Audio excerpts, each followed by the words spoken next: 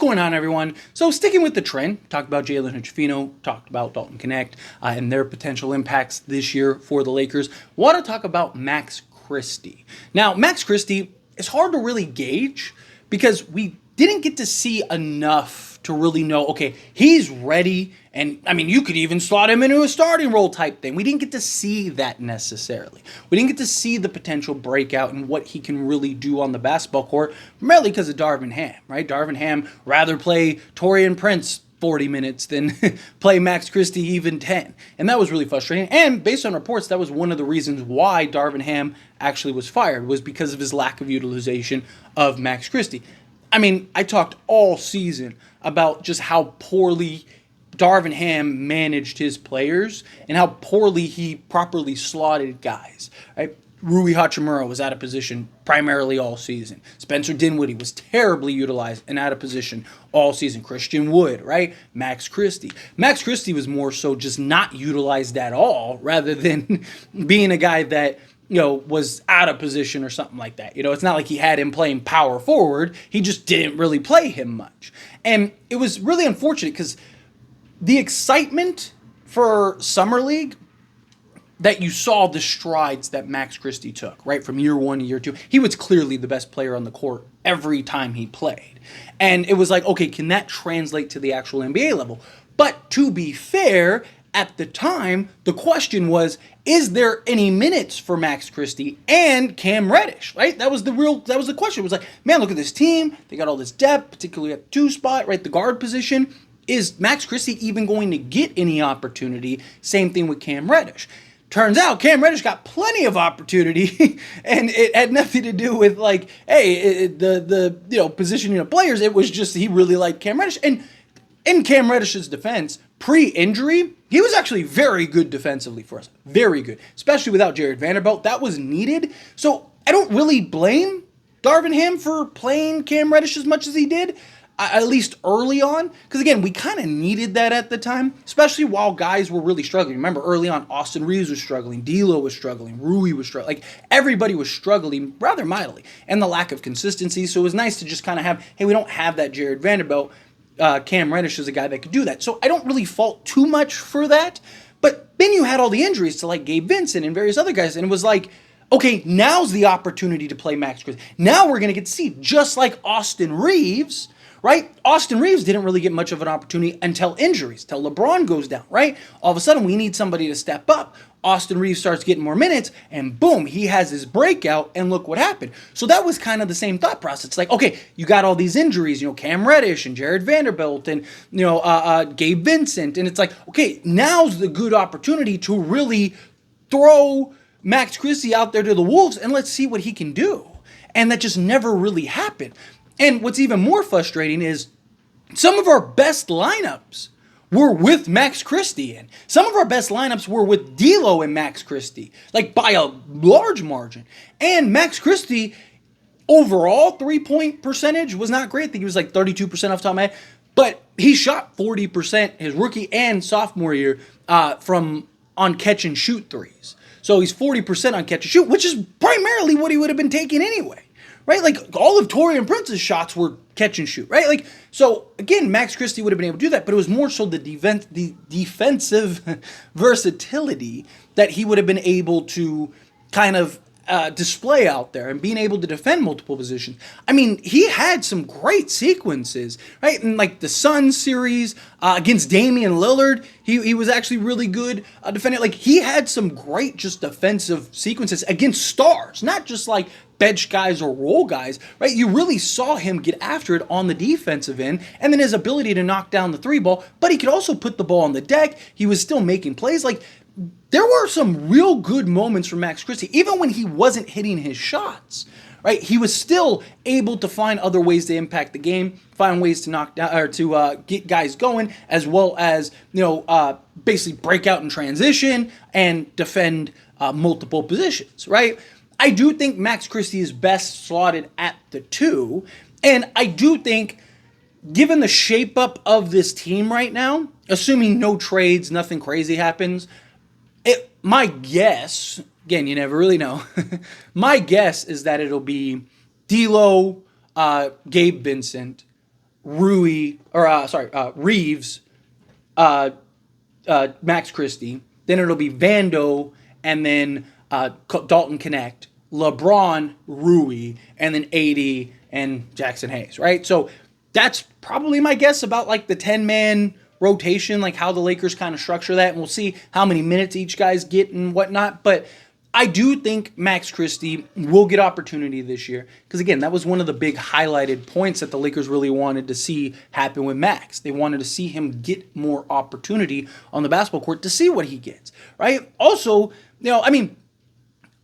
it's funny because it wasn't intentional, but some of you may remember I made a video before the season began after Summer League, and I said in that video, the entire video was about the Lakers. Do they sit Max Christie and not play him in order to keep his value low so they can re-sign him reasonable, right? And a lot of people said, like, oh, you're crazy. Why would you do that? Blah. And my thought process was, again, like, you look at this roster, where does Max Christie, like, who does he take minutes from, right? And it was like, okay, well, obviously getting injuries. I'm not a fortune teller. I can't see everyone's going to get injured. But I was just like, assuming all things are the same, I could see them going like, hey, don't like, play Max Christie in spots, but don't be too heavy on Max Christie. And then, again, maybe that was the case, but based on reports, it sounds like the Lakers were mad that Max Christie didn't get opportunity. How much of that is just like, hey, we're firing the guy anyway, so let's, instead of the organization being the back, we wanted you to play. We wanted you to get 30 minutes a game. But your coach, man, like, we got rid of him. He's gone now, right? Well, now they have him on a long-term contract. Right now they got him for $8 million a year. Where if he did break out, and let's say he did have a big role, maybe somebody goes and offers him a significant contract. Maybe one of these teams that have cap space, a team like San Antonio, they were supposedly interested in Ospreys. Maybe they would have thrown a bag at him, right? Like, so again, tinfoil hat on. It is a bit of a conspiracy, but makes sense given the lack of play that he had, which I also think is funny that, like, made a whole video about that very thing, and it kind of happened. Whether it was Darvin Ham's fault or not, it played out that way. But Max Christie, what I could see him being and utilized is that 3-and-D, just two-way guard. On occasion, he can slot over to the 3. I wouldn't do that matchup after matchup, but I do think on certain matchups, certain occasions, I do think you could get him slotted over to playing, say you're playing Dallas. Like, I think he can match up with Clay. I think he could stay and kind of follow Clay around. He's got the length, the size, the athleticism, the youth, right? Like, just as an example.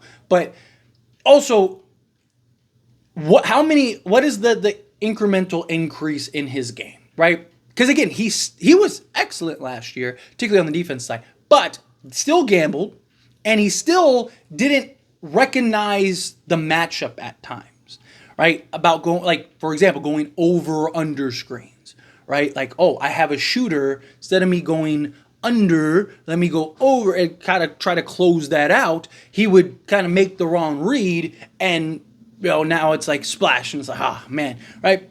Can he better understand the defensive assignment that he has? If he can do that, then I think he'll get more minutes than he would have otherwise.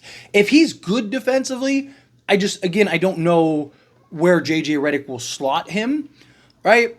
But if he's great defensively, which he has the potential to be, we've seen it.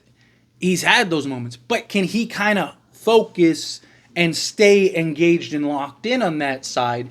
And again, understand the assignment that he has of like, hey, okay, this guy I'll play the percentages. Let me back off because this guy likes to get ahead of steam, right? Like guys like that, like, a Ja Morant, say he's on a Ja, right? Like you kind of live with the 3. If he wants to pull up, yes, you go out and contest, but you want to give him a little space because he likes to get ahead of steam and go down. So you want to kind of close the gap at times to kind of keep him from that, but also you want to kind of like live, if he wants to take a 25-footer, you kind of live with that, right? It's understanding the situation and assignment, right? So to me, it's if he can continue to improve in that regard, obviously has to continue to make strides on the offensive end. He's shown the ability to put the ball on the deck, knock down the mid-range, get to the basket. He's shown the ability to be that 3-level scorer, right? I'm not necessarily expecting him to be a high level. I'm not expecting him to even necessarily go get, 15 a game or anything like that. But I could see him in maybe that 8 to 10 range, defending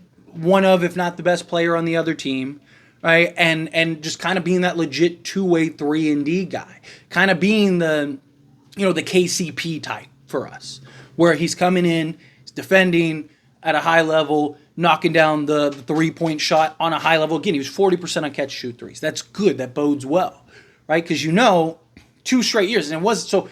Literally, the first 2 years he was in the league, he was that. So that's the thing. It's not like, oh man, he was it last year, but can he consistently? No, like he has every year he's been in 40% on catch and shoot three. So if he can, technically, if you want to be exact, he was 39% last year on catch and shoot threes. Just to clarify, he was 40% first year, 39% last year. But still, basically he's a 40% catch and shoot 3-point shooter. So it's good. If he can continue to be that, again, most of his shots are going to be catch and shoot threes. He can show the ability to put the ball on the deck, make plays for others on occasion. Not saying he's a playmaker. Talk all the time about playmakers and guys that can make plays. Can he make a play on occasion? He showed glimpses of it. Again, he showed glimpses of everything you want to see. Problem is, we didn't get to see enough to see if is he a guy? Because you see guys, right? Torian Prince is a great example. You play him 15 minutes, you're probably winning every game. You play him 30 minutes, you're losing every game, right? It's just like, he's just perfect in this like marginal role, right? Is Max Christie the same way, right? Is he like, hey, if you play him 15 minutes, he's money, right? But if you play him 25 minutes and that's bad, right? He starts losing focus, whatever, right? Like that's where the dilemma lies. We don't know one way or another. So my hope is that he can come in, prove that like, hey, I can understand the assignment. I can defend at elite level. He can knock down the open shot. He can make plays for others, and he can go and create his own shot, which is very key. Right? Talk a lot about the mid-range. One of the things that I like a lot about Dalton Connect is his ability, yes, to knock down the three ball, but he has shown he can get to his spots on the basketball court and knock down the mid-range, which is very important, especially when you get to the playoffs. Max Christie is a guy that I think has shown the same things.